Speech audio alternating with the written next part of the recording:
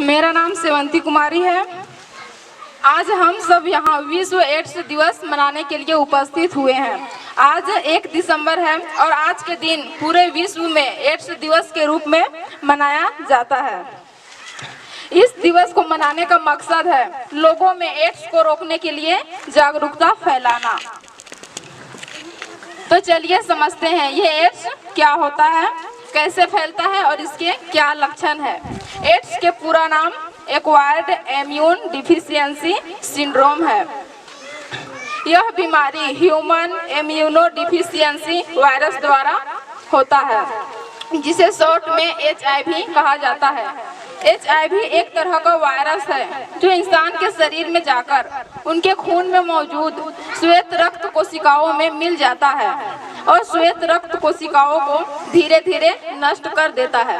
मैं आपको बताते चलूं कि यह श्वेत रक्त कोशिका ही है जो हमारे शरीर को बीमारी से लड़ने की ताकत देता है। लेकिन जब किसी इंसान को HIV वायरस हो जाए तो ये श्वेत रक्त कोशिकाएं नष्ट हो जाती है और हम बार बार बीमार होने लगते हैं। इसके बाद हमें एड्स जैसी लाइलाज बीमारी हो जाती है। कहा जाता है कि जब किसी इंसान को एड्स हो जाए तो इसके बाद उसमें कोई और दूसरा बीमारी हो जाए तो इस बीमारी का इलाज नामुमकिन सा हो जाता है। इसलिए हमें ये जानना बहुत जरूरी है कि एड्स कैसे फैलता है।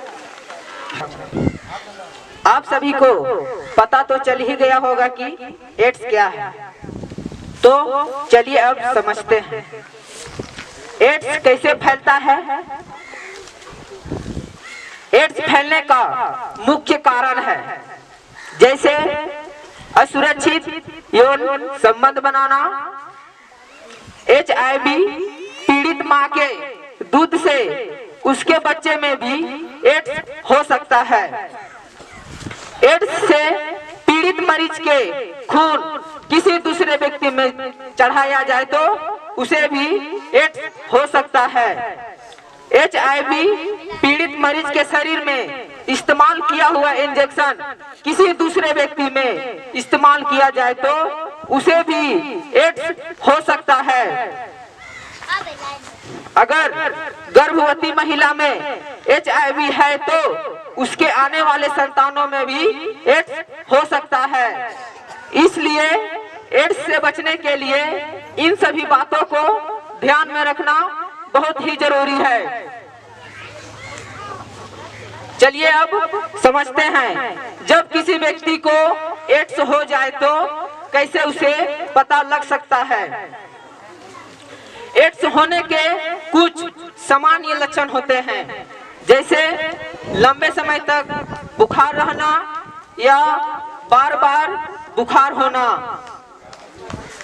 और बहुत तेजी से वजन का कम होना और रात में सोते समय पसीना आना और सांसें फूलना।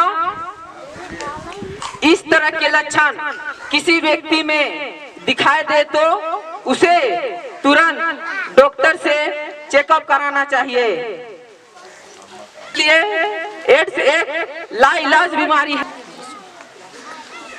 इसलिए एड्स से बचने के लिए एड्स का इलाज तो संभव नहीं है, लेकिन सही समय पर पता चल जाए तो उसके प्रभाव को दवाओं और उपचारों के माध्यम से नियंत्रित किया जा सकता है। जैसे कि हम सब यह जान चुके हैं एड्स एक लाइलाज बीमारी है। इसलिए एड्स से बचने के लिए हमें लोगों को जागरूक करना होगा ताकि एड्स जैसी लाइलाज बीमारी से लोगों को बचाया जा सकता है। धन्यवाद।